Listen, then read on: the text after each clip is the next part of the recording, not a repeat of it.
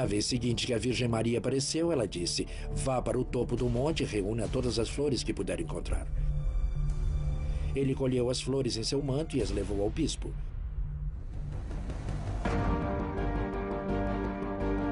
Por baixo das flores havia uma imagem da mãe de Jesus, a Virgem Maria. Em busca do tesouro sagrado, Nossa Senhora de Guadalupe. A seguir, no History. O anjo Gabriel foi enviado por Deus para uma cidade da Galileia chamada Nazaré, até uma virgem prometida a um homem cujo nome era José, descendente de Davi. E o nome da virgem era Maria. O anjo veio a ela e disse: Ave Maria, cheia de graça, o Senhor está convosco. Abençoada seja entre todas as mulheres. Quando viu, Maria ficou confusa. E o anjo disse: Não tema, Maria, porque encontraste graça diante de Deus. Deves engravidar e dar à luz a um filho, e seu nome deverá ser Jesus. Em busca do tesouro sagrado.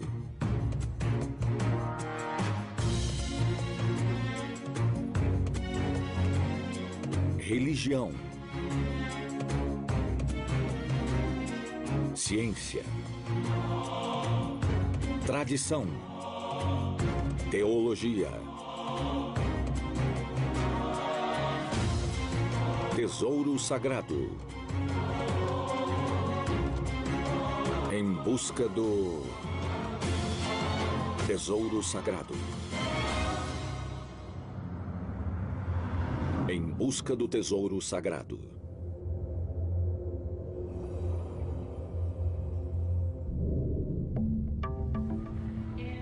Nesse mundo tão preocupado com bens materiais, há cada vez menos espaço para doutrinas de fé. A fé cega não é mais suficiente. Apesar do velho ditado, a fé não é provada, é sentida, não é mais comum crer sem ver. Pode ser por isso que os crentes erguem seus olhos para o céu, esperando um sinal, algo tangível. Por que não uma relíquia? Eu segui a trilha das mais famosas aparições de Maria em busca dos verdadeiros eventos.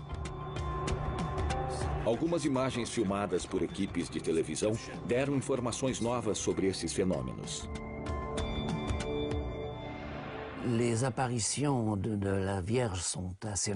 Há muitas aparições da Virgem Maria na história da Igreja, mas eu diria que há duas séries que são particularmente extraordinárias. La plus ancienne, ce sont les apparitions de la Vierge au Mexique. A mais antiga é uma série de aparições da Virgem Maria no México em 1531. A data era importante. Os espanhóis estavam no México havia um curto período de tempo e a paz finalmente tinha sido restaurada. Era um estado de paz instável, já que havia poucos espanhóis no país na época. E, infelizmente, depois da paz ser alcançada, os conquistadores começaram a tratar a população local de maneira atroz, apesar da influência e da autoridade dos monges locais. México, a cidade mais populosa da América do Norte. Antes dos espanhóis chegarem no século XVI, a cidade era chamada de Tenochtitlan e era a capital do Império Azteca. Quando os conquistadores chegaram, o nome da cidade foi mudado para México. Os deuses pagãos aztecas foram logo substituídos pelos da religião católica e a igreja iniciou uma das mais efetivas campanhas de conversão de sua história. No início dessa campanha de conversão, houve um acontecimento extraordinário que, sem dúvida, simplificou, se não acelerou, a conversão dos nativos. A história começou em 9 de dezembro de 1531. Naquela manhã, Juan Diego saiu de casa e foi para o distrito de Tlatelolco, no México. Ele foi inicialmente apresentado como um homem da classe pobre, uma espécie de agricultor.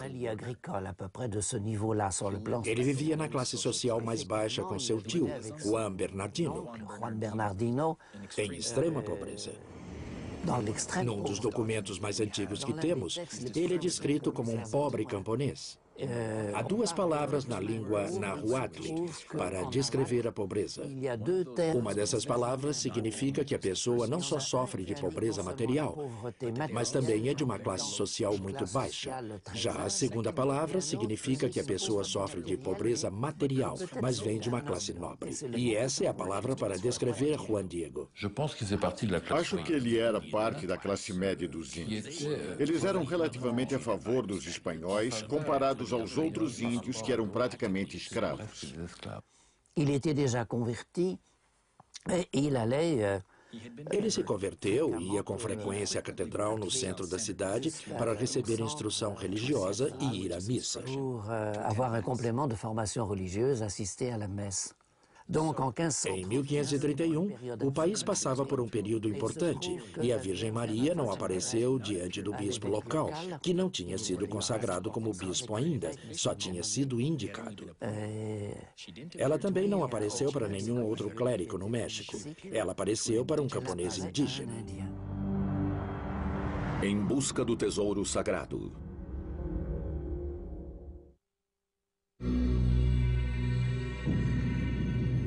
Em busca do tesouro sagrado.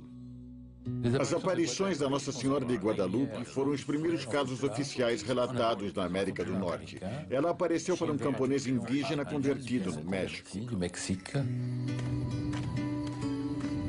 Enquanto se aproximava do Monte Tepeyac, Juan Diego ouviu uma música suave tocando e uma voz falou com ele em tom afetuoso.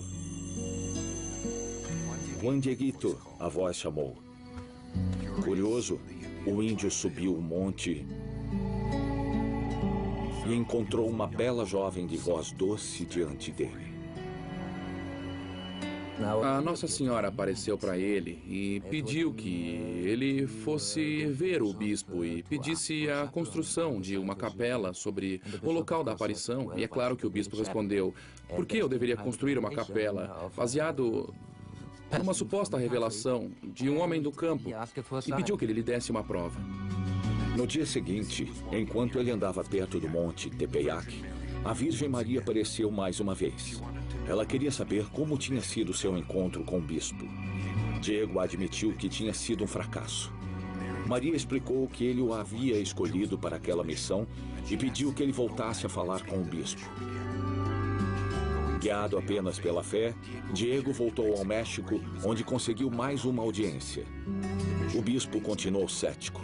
Ele achava que o índio era ingênuo e que estava sendo enganado. Então, para mostrar sua boa vontade, o bispo disse ao nativo: peça um sinal a essa mulher bonita. Era perfeitamente normal que ele fizesse isso. Estava sendo cauteloso. Na vez seguinte que a Virgem Maria apareceu, ela disse: vá para o topo do monte e reúna todas as flores que puder encontrar. Ele colheu as flores em seu manto e as levou ao bispo. Ele contou a história das aparições mais uma vez e disse: aqui está o sinal que pediu. Abriu seu manto e, claro, todas as flores caíram no chão. Et toutes les fleurs, bien entendu, roulent à terre.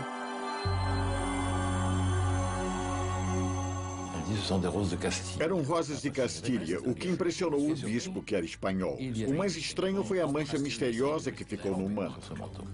Et à sa grande surprise, Para sua grande surpresa, o bispo também caiu no chão de joelhos diante de Diego, devant lui, porque manchada no manto, por baixo das flores, havia uma imagem da mãe de Jesus, a Virgem Maria. Sainte Vierge s'est imprimée. A mensagem do emissário da Virgem Maria finalmente foi ouvida. Os índios se reconheceram naquela mulher que aparecia para um dos seus. Ela também usou sinais e símbolos reconhecidos por eles e assumiu uma aparência familiar a eles, ou por uma projeção mental de como os seres divinos deveriam ser, ou simplesmente porque ela se apresentava como uma indígena parecida com eles. E a imagem continha elementos simbólicos que os astecas compreendiam. E esse milagre que ocorreu no campo acabou rendendo muitas conversões. Bom, a ponto da maioria dos índios se tornarem cristãos.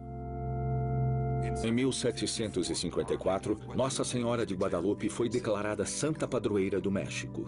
Et alors, évidemment, ça va jouer un rôle considérable après Claro que esse incidente teve um grande papel nos esforços para converter o México ao cristianismo, já que os nativos ficaram honrados por essa visita da Mãe de Jesus. Être directement honoré par la visite de la Mère de Dieu. Daquele ponto em diante, os espanhóis foram obrigados a tratar os índios com um pouco mais de consideração. A primeira capela construída no local das aparições, como pedido pela Virgem Maria, não era grande o suficiente para receber todos os devotos, que eram cada vez mais. Ela foi substituída por uma igreja maior, chamada de Capela dos Índios, enquanto uma estrutura ainda maior começava a ser construída. Entre 1694 e 1709, uma nova basílica em estilo barroco foi construída, mas, infelizmente, os terremotos enfraqueceram a estrutura durante os anos. Então, em 1976, uma imensa basílica foi construída ao lado da antiga, na mesma praça. Essa nova basílica, na forma de uma tenda, conhecida como Nueva Basílica, conseguiu suportar as forças destrutivas de terremotos com o tempo.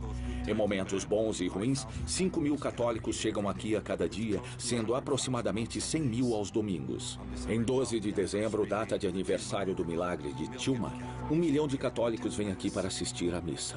Acima do altar, em plena vista, a congregação sempre pode ver uma das relíquias mais extraordinárias de todos os tempos, a Tilma de Juan Diego com sua imagem milagrosa.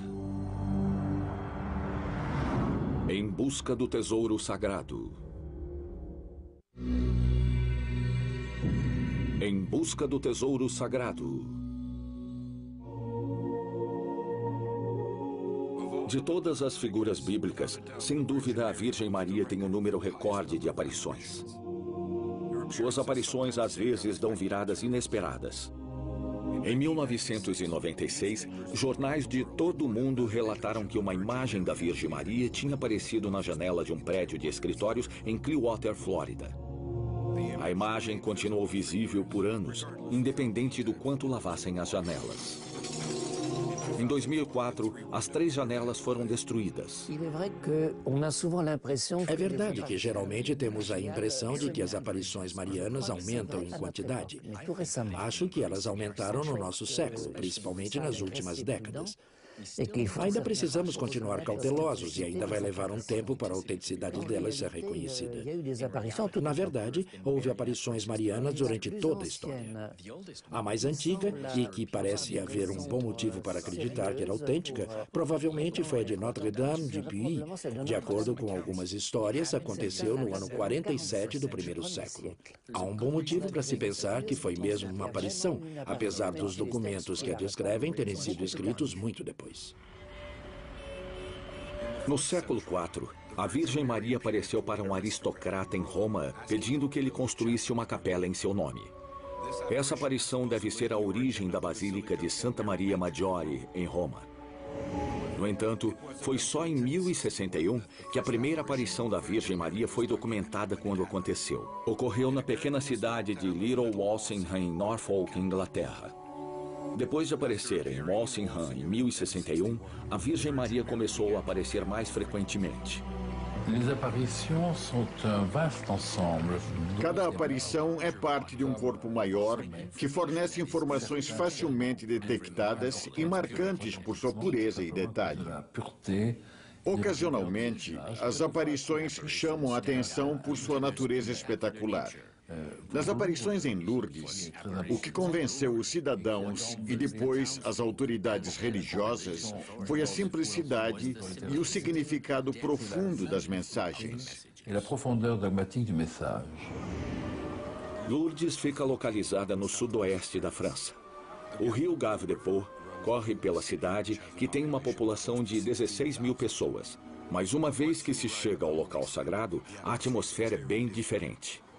Lourdes é o local de peregrinação mais popular da França, tendo por volta de 5 milhões de visitantes por ano, dentre os quais 60.000 são doentes ou inválidos. Os peregrinos vêm dos 4 cantos do mundo para visitar uma caverna que, até 1858, não era interessante para ninguém. Mas naquele ano, uma adolescente chamada Bernadette Soubirous estava prestes a mudar essa pequena comunidade nos Altos Pirineus.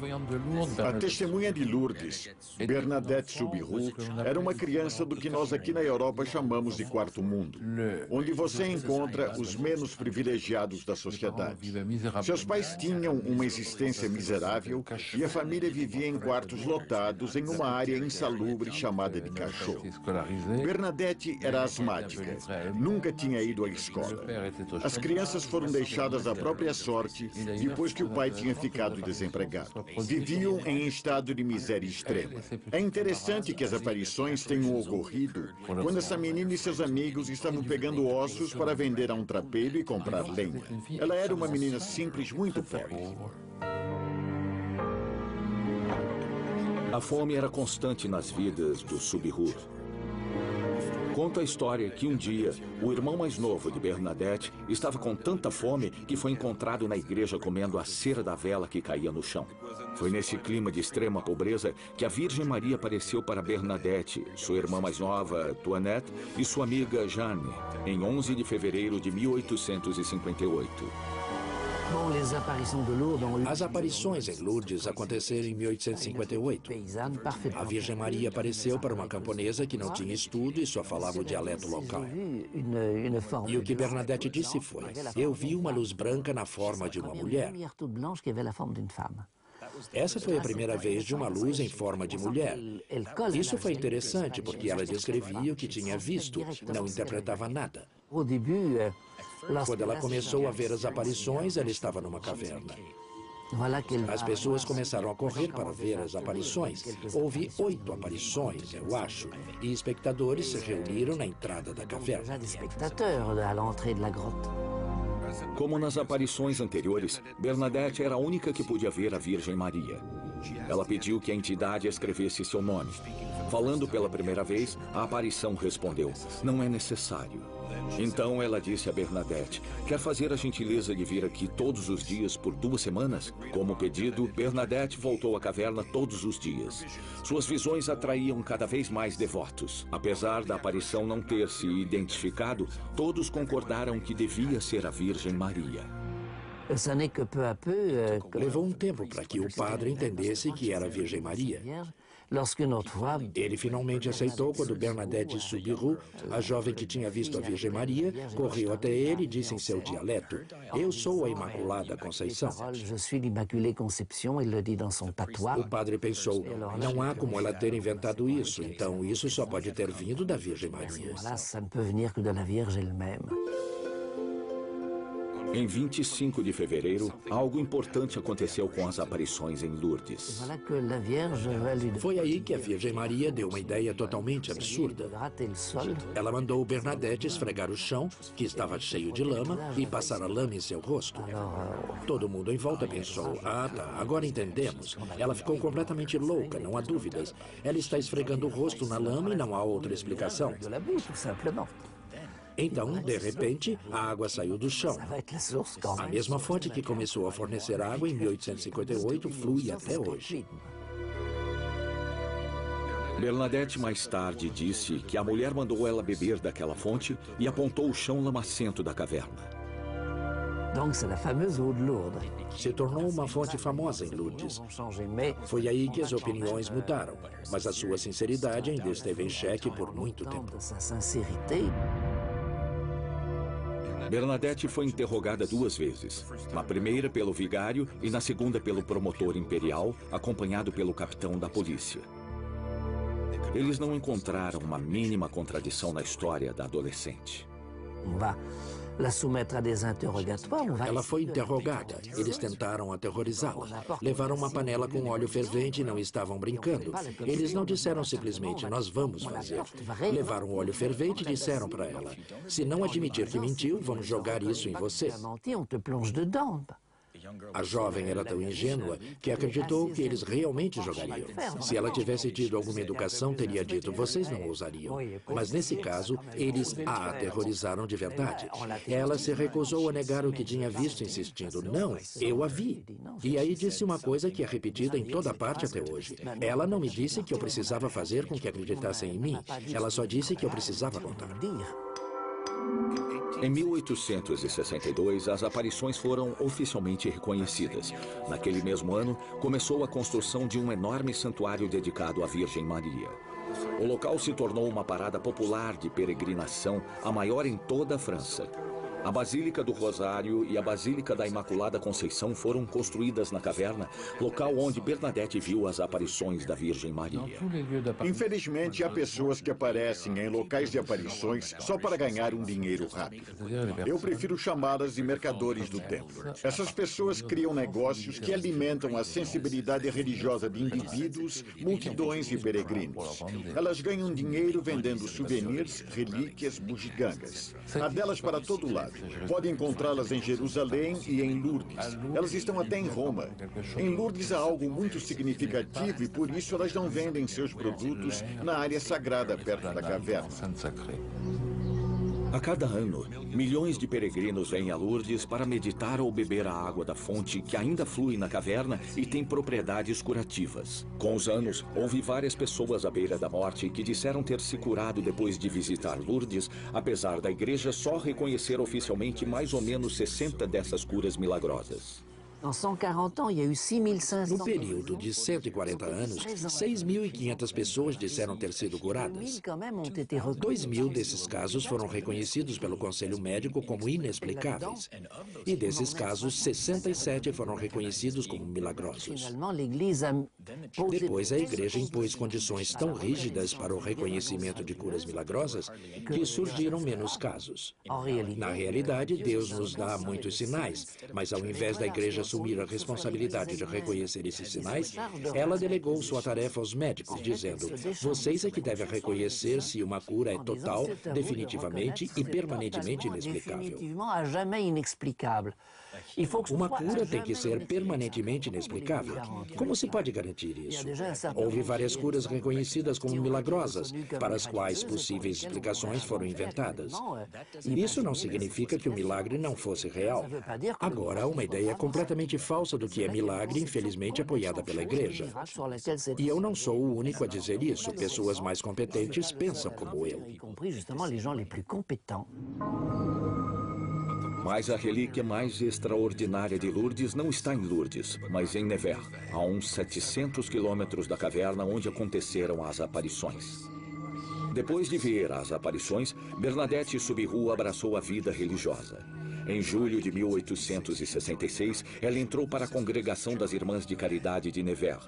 Foi lá que morreu em 16 de abril de 1879. Quando Bernadette morreu, ela foi enterrada. Ela era freira, morreu aos 39 anos e foi enterrada como todas as freiras. Quando o conceito de beatificação foi introduzido, houve um procedimento chamado de reconhecimento dos restos, que envolvia a identificação dos restos de uma pessoa e a transferência deles para uma tumba onde pudessem ser adorados. Foi uma surpresa quando seu corpo foi descoberto intacto, o que significa que a decomposição normal dele não havia ocorrido. Ele estava intacto. O corpo foi enterrado novamente e exumado mais uma vez em 1919 e em 1925. Nas duas vezes ele ainda estava preservado. Na última vez em que foi exumado, foi tomada a decisão de se colocar o corpo em um caixão de vidro e bronze na capela de Santa Bernadette, na igreja de Saint-Gildard. Apesar de estar morta há mais de 125 anos, o corpo da santa ainda está no mesmo estado desde o dia em que ela morreu. Em busca do tesouro sagrado. Em busca do tesouro sagrado. San Sebastián de Garabandal, Espanha. A pequena aldeia de San Sebastián de Garabandal fica localizada por volta de 500 metros de altitude nas montanhas de Cantábria, ao norte da Espanha. Sua população de 300 pessoas consiste principalmente de fazendeiros e mineiros. No início dos anos 1960, essa pequena aldeia perdida nas montanhas se tornou local de aparições incríveis da Virgem Maria. As aparições de Garabandal, ao norte da Espanha, praticamente em território basco, aconteceram entre 1961 e 65. Então são ocorrências recentes. Foram fenômenos extraordinários. As aparições aconteceram numa pequena aldeia bem isolada ao sudoeste de Santander, na costa norte da Espanha. Era uma aldeia remota, longe de tudo. Não havia rádio, nem televisão, nem eletricidade. Não havia estrada pavimentada para lá. E um dia, crianças viram uma luz extraordinária, como em todas as histórias de aparições. Elas viram a forma de uma figura que um dia disse ser o Arcanjo Miguel. Durante uma de suas aparições, o Arcanjo Miguel disse que a Virgem Maria logo apareceria para elas. 4 meninas disseram ter visto a Virgem Maria e receberam mensagens para o mundo inteiro e para a igreja.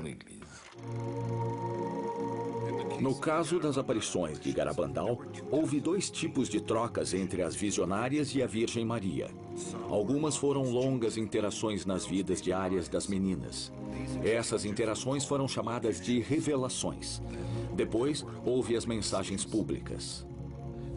Como em todas as aparições, havia uma testemunha ou um grupo de testemunhas que eram os únicos que podiam ver a Virgem Maria. Pessoas ao redor delas não podiam vê-la, mas podiam ver que as crianças viam algo ou alguém. A aldeia inteira correu para essas crianças porque elas eram muito convincentes e porque elas imediatamente sentiram que havia elementos suficientes para se acreditar no que estava acontecendo.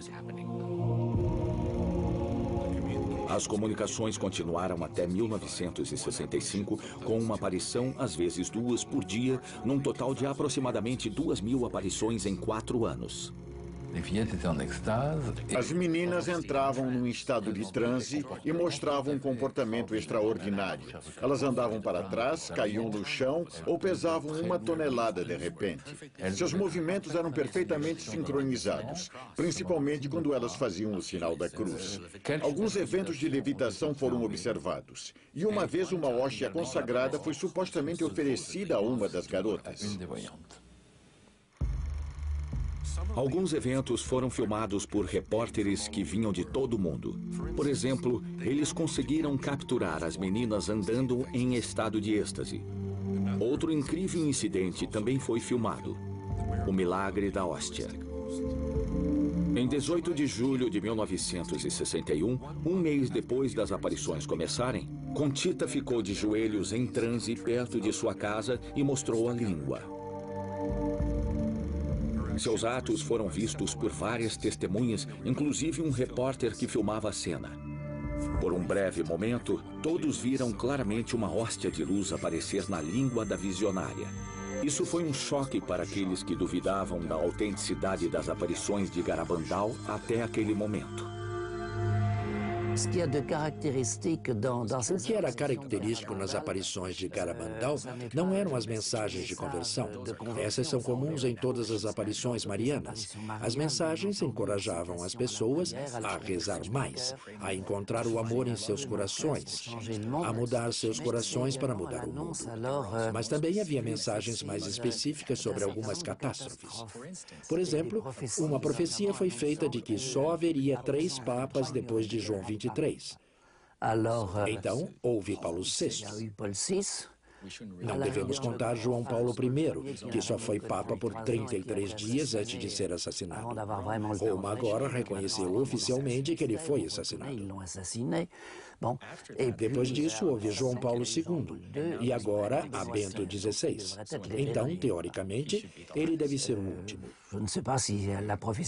Não sei se a profecia vai se realizar, mas ela apresenta um problema para as autoridades religiosas. Eles não se prenderam muito ao aspecto das aparições, mas se focaram na doutrina da relação das pessoas com Deus e não encontraram nada nos ensinamentos que dissesse que aquilo era perfeitamente condizente com a doutrina católica.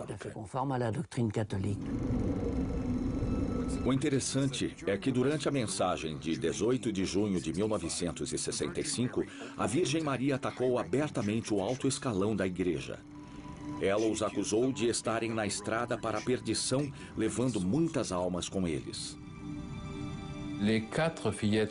As 4 garotas viraram mulheres, casaram e tiveram seus filhos. E agora vivem as vidas tranquilas que mereciam ter.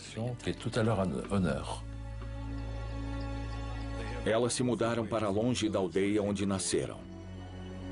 Quanto à pequena aldeia onde ocorreram os eventos, a vida voltou ao normal. No monte perto do Pinheiral, onde ocorreu a maior parte das aparições, um santuário e uma pequena capela dedicados à Virgem Maria foram erguidos. É um exemplo diferente do comércio de Lourdes.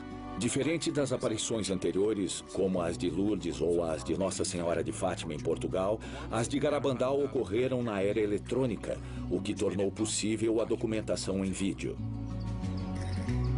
A palavra relíquia significa o que resta. O que resta nas aparições em São Sebastião de Garabandal? Imagens.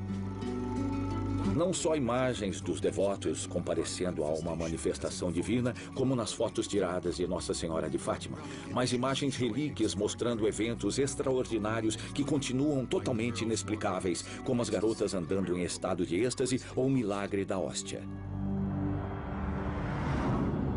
Em busca do tesouro sagrado. Em busca do tesouro sagrado.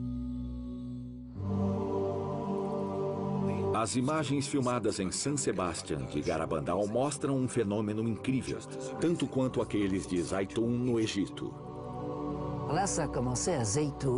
Elas começaram em 1968 em Zaytun, então são recentes. Na época, Zaytun era um subúrbio do Cairo, mas agora é mais um distrito. A cidade tem uma população de 16 milhões. Em outras palavras, 1,5 vezes de Paris. A área da Grande Paris tem população de 11 milhões e 600 mil, enquanto Zaytun tem mais de 16 milhões. Ela é separada de um distrito bastante rico, Heliópolis, por uma rua larga. Então, numa noite, nesse subúrbio relativamente pobre, uma silhueta branca apareceu acima da pequena igreja de Zaytun. Ela era iluminada, mas muito branca. Fascinante foi o fato dessas aparições silenciosas sempre serem testemunhadas por grandes multidões. Cairo, Egito. As aparições começaram em 2 de abril de 1968. Alguns mecânicos estavam terminando seus turnos quando perceberam de sua garagem uma luz branca flutuando no teto da igreja copta. Eles gritaram para ela: "Cuidado, você não vai cair daí de cima." Logo, uma multidão se reuniu em frente à igreja. Ficou cada vez mais óbvio que a forma iluminada não era uma freira, nem uma pessoa tentando se matar. Espectadores mal conseguiam perceber a forma de uma mulher com um vestido longo. Quando outros viram a aparição, decidiram chamar o padre. Sua reação foi: "Não me surpreende." Mais tarde descobriu-se que ele já tinha visto aparições da Virgem Maria dentro da igreja. E ela tinha anunciado que um dia apareceria para todos. Esse dia tinha chegado. Foi o início das aparições de Zaytun. Na primeira noite, algumas dezenas de pessoas viram a aparição, provavelmente não mais que isso. Então, o fenômeno se tornou recorrente nas próximas noites. A princípio, ela aparecia 2, 3, 4 vezes por semana, e as aparições eram totalmente imprevisíveis. Por exemplo, ela podia aparecer uma noite de 11 a 1 da manhã, depois desaparecer e reaparecer de 3 às 4. Por mais de 3 anos, a mulher de luz branca aparecia periodicamente acima da igreja copta sem seguir nenhuma agenda específica. Dia e noite, milhares de pessoas viam uma silhueta branca da Virgem Maria. Algumas pessoas conseguiram tirar fotos, mas você não enxerga muito bem nas fotos. A Virgem Maria segurando uma criança ou segurando um ramo de oliveira, às vezes rodeada por formas estranhas, como grandes pássaros, pombos, talvez até anjos, não sei bem. Céticos dizem que as aparições marianas só ocorriam em países católicos. Isso não é verdade, respondem os crentes, e as aparições de Zaytun são prova disso. Essas aparições tiveram um impacto extraordinário em toda a população. Não só para os cristãos ortodoxos, particularmente os membros da Igreja Ortodoxa Copta, mas também para os católicos romanos. Havia alguns deles na multidão. E os muçulmanos que também viram a Virgem Maria. Os muçulmanos já tinham um grande respeito pela Mãe de Jesus e se sentiram confortados em sua fé e suas crenças. Eu até diria que as aparições produziram uma certa paz no país que durou um tempo. E essa foi a primeira vez que uma aparição da Virgem Maria foi fotografada, que sua imagem foi filmada e está nos filmes de ateus, de muçulmanos, de cristãos coptas, de todo mundo. É uma prova de que não se trata só de um fenômeno subjetivo que se produz na sua mente, mas de um fato real que pôde ser observado. Essas manifestações aconteceram na Igreja Ortodoxa Copta da Virgem Maria, uma igreja que foi dedicada à Mãe de Jesus. Tanto em San Sebastián de Garabandal como em Zaitun, os devotos tiveram as fotografias e as imagens em vídeo para provar que as aparições ocorreram. Nesse caso de Zaitun, no Egito, havia centenas de fotos e até de filmes que foram feitos por testemunhas da aparição da Virgem.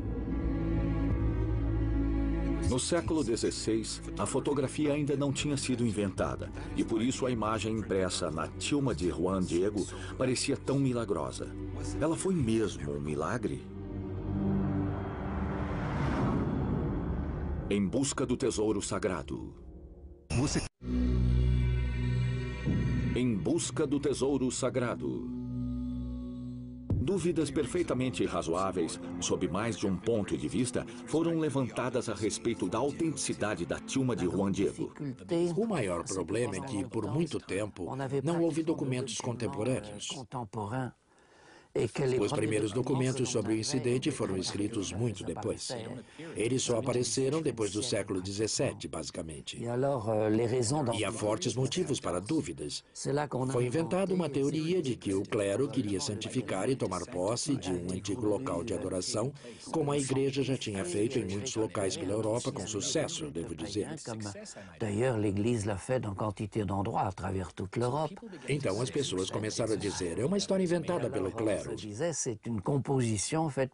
Verdade seja dita, essa teoria também não bate, porque muitos membros do clero rapidamente se opuseram às aparições, dizendo o bispo local foi ingênuo. Ele se deixou convencer. Mas, na verdade, o incidente renovou o interesse na deusa antiga Tonantzin, mãe dos deuses, que eram venerados naquele mesmo monte. O primeiro documento dando conta dos eventos foi escrito por volta de 1545. Em outras palavras, 14 anos depois das supostas aparições. Para historiadores, esses 14 anos de silêncio são bastante suspeitos, principalmente num incidente de tamanha importância. Precisamos reconhecer que, na ausência de documentos históricos confiáveis, há forte razão para dúvidas. Desde então, a pesquisa histórica conseguiu reunir a maioria das peças e agora temos uma história montada a partir do que foi contado por testemunhos antigos e confiáveis. Um item histórico encontrado foi um manuscrito contendo desenhos, como era costume dos índios. Os desenhos mostram um monte com Juan Diego de joelhos, junto com uma imagem da Virgem Maria. Não há dúvidas, os vários eventos estão representados. As opiniões não são nada unânimes sobre a natureza milagrosa da imagem na tilma. De acordo com a tradição religiosa, essa imagem é a quiropita, que significa que foi criada por Deus. É a relíquia mais importante do mundo cristão norte-americano. Imagens sagradas, como a da tilma, geralmente geram controvérsias, já que são exemplos do que se chamam imagens aquiropitas, que significa que não foram feitas por mãos humanas. Há muitos exemplos na história da cristandade, como a tilma, o sudário de Turim e certos ícones. Nessa linha, há dois elementos que merecem atenção: o extraordinário estado de conservação do tecido e, claro, a imagem da Virgem Maria. O manto que foi preservado desde que as aparições ocorreram foi feito de fibra de cacto, que é um tecido que normalmente se decompõe totalmente em 20 ou 30 anos. Então, o fato de ter sobrevivido ao tempo não é normal. É um fator extraordinário. Também, com um exame mais profundo em microscópio, foi descoberto que o tecido não foi preparado. Era como se a imagem tivesse sido impressa diretamente nas folhas de alcachofra ou de alho poró. Então, seria impossível criar uma pintura numa superfície como essa. Parece que a imagem é uma refração de luz através do tecido da fibra, o que é bem misterioso. Quando você se aproxima do tecido ou se afasta dele e olha a imagem de outro ângulo, percebe que as cores mudam drasticamente, o que normalmente seria inexplicável, independente do método usado para pintar a imagem. Então, uma nova teoria foi proposta, a de que nenhum pigmento teria sido usado e que seria apenas um fenômeno de refração da luz que produz a irisidência que você vê nas asas de uma borboleta ou de um besouro. Cette toile, comme sur des ailes de papillon ou de hanneton. Entre 1979 e 1981, 2 cientistas americanos foram autorizados a fotografar a Tilma usando espectros diferentes de luz. Muitas fotos confirmaram um detalhe que era conhecido há muito tempo. Os olhos da Virgem Maria contêm imagens. Outras investigações mais profundas e científicas, feitas recentemente, desvendaram coisas bem surpreendentes, principalmente nos olhos da Virgem Maria. Se olhar de perto, poderá ver formas de 3 silhuetas em seus olhos em contraste com o resto. Elas são a silhueta do visionário, a silhueta do bispo e outra silhueta. No entanto, aumentando em muitas vezes os olhos da imagem da Virgem Maria, nós podemos ver na parte côncava um reflexo da cena que se desenrolava quando ela apareceu ao lado do bispo do México. E podemos ver de um lado Juan Diego e do outro o bispo do México e o intérprete. Primeiro, houve controvérsia sobre a existência desses reflexos. Um deles era muito claramente definido para ser negado. Todos admitiram que ele existia, é a maior silhueta que aparece perto da córnea. Mas depois disso, outra pessoa que conheço bem, Ashley Tosman, descobriu uma dúzia de outras imagens nos olhos, incluindo uma mulher negra de cabelos encaracolados. Quando essas descobertas foram publicadas, os historiadores disseram: não, isso não é possível, não pode ser. Não havia negros na América do Norte na época. Mas então, alguém descobriu o Último Testamento de Zumárraga, o bispo do México, que dizia que, em sinal de reconhecimento, ele libertava uma escrava negra que tinha trazido para o México. Daí foi um pulo para a conclusão de que os olhos da Virgem Maria tinham capturado o momento exato em que Diego abriu seu manto diante do bispo Zamurraga, como uma câmera tirando uma foto. Os que acreditam na autenticidade do manto ficaram felizes com isso. O que foi ainda mais extraordinário foi que, quando oftalmologistas examinaram o olho com um oftalmoscópio, perceberam um fenômeno que pode ser considerado um milagre permanente. Quando moveram o oftalmoscópio para escanear o fundo do olho, viram 2 pequenas luzes que seguiam o movimento do aparelho, o que é normal, e outra luz que se movia na direção oposta, o que também é normal. Oui, seulement ça n'est possible que si l'œil présente un relief. Só que isso só acontece quando o olho tem profundidade, com uma superfície côncava. O tecido é absolutamente plano e muito fino. A imagem atravessa o pano. Em outras palavras, cada vez que viram isso acontecer, eles viram algo que era impossível. E o efeito é permanente. Qualquer um pode subir numa escada, examinar os olhos de novo e ver esse fenômeno que não é possível. Para encerrar o debate, seria necessário que a Tilma, e não uma réplica ou fotografia dela, fosse sujeita a uma análise científica de verdade. Até esse dia, a autenticidade da imagem de Nossa Senhora de Guadalupe vai continuar sendo uma questão de fé mais do que um debate científico real. Em busca do tesouro sagrado.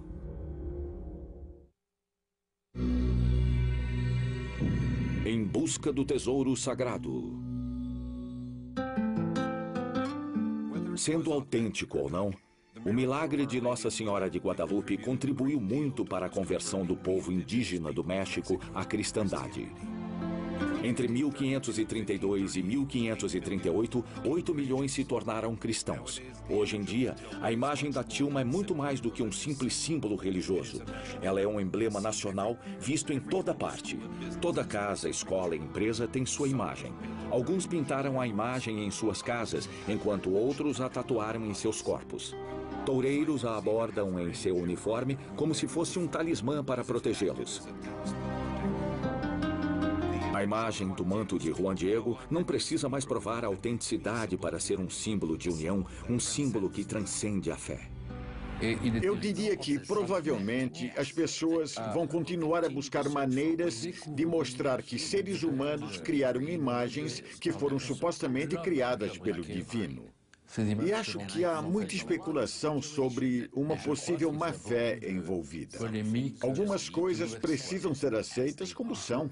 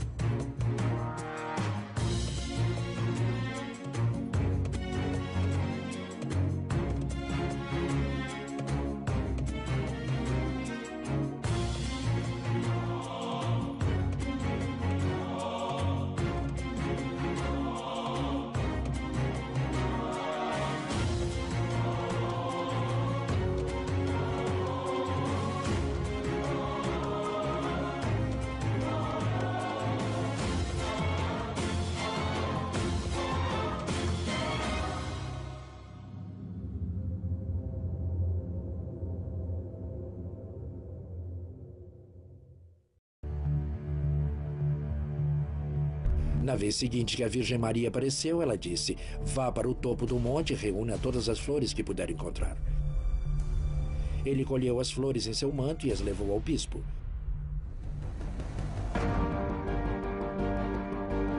Por baixo das flores havia uma imagem da mãe de Jesus, a Virgem Maria. Em busca do tesouro sagrado, Nossa Senhora de Guadalupe. A seguir, no History. O anjo Gabriel foi enviado por Deus para uma cidade da Galileia chamada Nazaré, até uma virgem prometida a um homem cujo nome era José, descendente de Davi. E o nome da virgem era Maria. O anjo veio a ela e disse: Ave Maria, cheia de graça, o Senhor está convosco. Abençoada seja entre todas as mulheres. Quando viu, Maria ficou confusa. E o anjo disse: Não tema, Maria, porque encontraste graça diante de Deus. Deves engravidar e dar à luz a um filho. E seu nome deverá ser Jesus. Em busca do tesouro sagrado.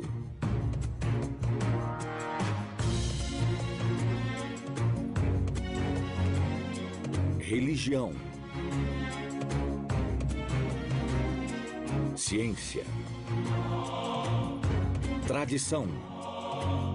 Lisboa não só sofre de pobreza material, mas também é de uma classe social muito baixa.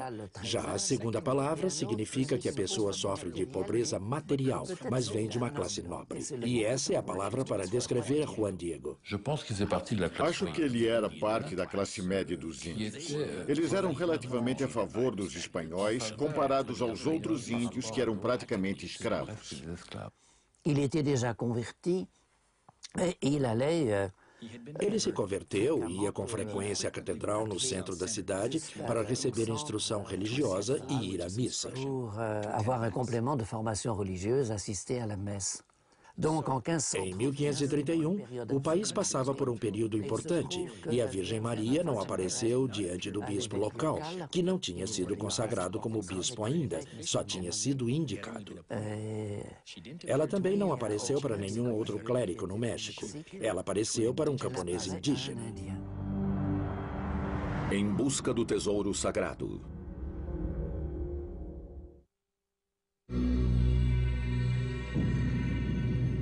Em busca do tesouro sagrado.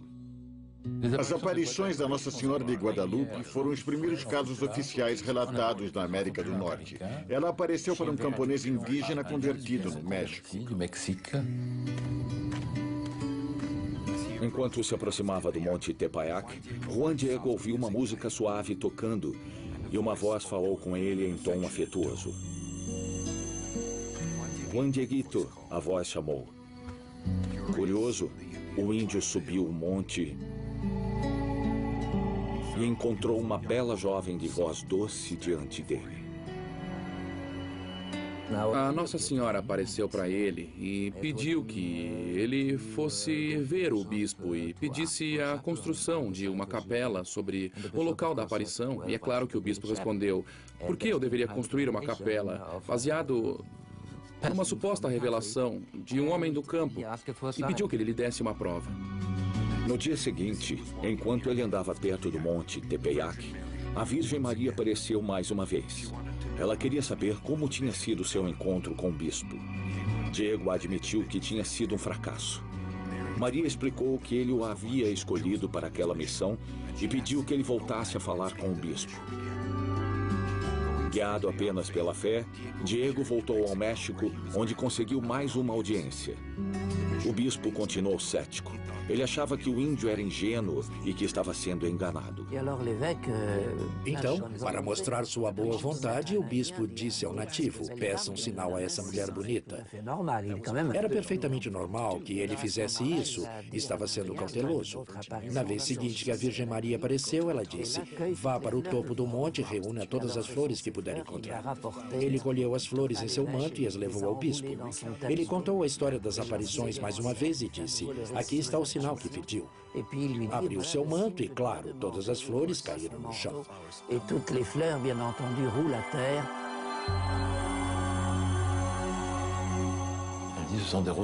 Eram rosas de Castilha, o que impressionou o bispo, que era espanhol. Era um estado de paz instável, já que havia poucos espanhóis no país na época. E, infelizmente, depois da paz ser alcançada, os conquistadores começaram a tratar a população local de maneira atroz, apesar da influência e da autoridade dos monges locais. México, a cidade mais populosa da América do Norte. Antes dos espanhóis chegarem no século XVI, a cidade era chamada de Tenochtitlan e era a capital do Império Azteca. Quando os conquistadores chegaram, o nome da cidade foi mudado para México. Os deuses pagãos aztecas foram logo substituídos pelos da religião católica e a igreja iniciou uma das mais efetivas campanhas de conversão de sua história. No início dessa campanha de conversão, houve um acontecimento extraordinário que, sem dúvida, simplificou, se não acelerou, a conversão dos nativos. A história começou em 9 de dezembro de 1531. Naquela manhã, Juan Diego saiu de casa e foi para o distrito de Tlatelolco, no México. Ele foi inicialmente apresentado como um homem da classe pobre, uma espécie de agricultor. Ele vivia na classe social mais baixa com seu tio, Juan Bernardino, em extrema pobreza. Num dos documentos mais antigos que temos, ele é descrito como um pobre camponês. Há duas palavras na língua nahuatl para descrever a pobreza. Uma dessas palavras significa que a pessoa... Teologia. Tesouro sagrado. Em busca do tesouro sagrado. Em busca do tesouro sagrado.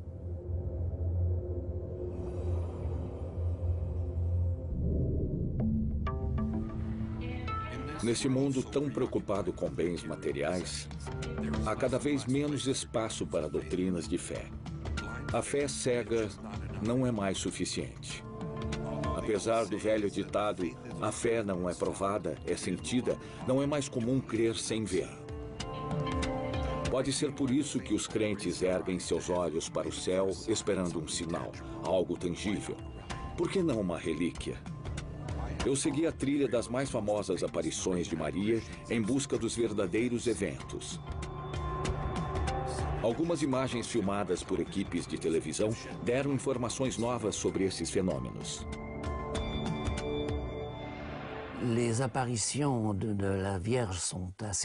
Há muitas aparições da Virgem Maria na história da Igreja, mas eu diria que há duas séries que são particularmente extraordinárias.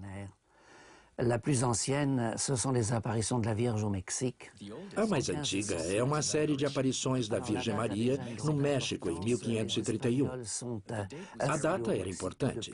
Os espanhóis estavam no México havia um curto período de tempo e a paz finalmente tinha sido restaurada. Parce que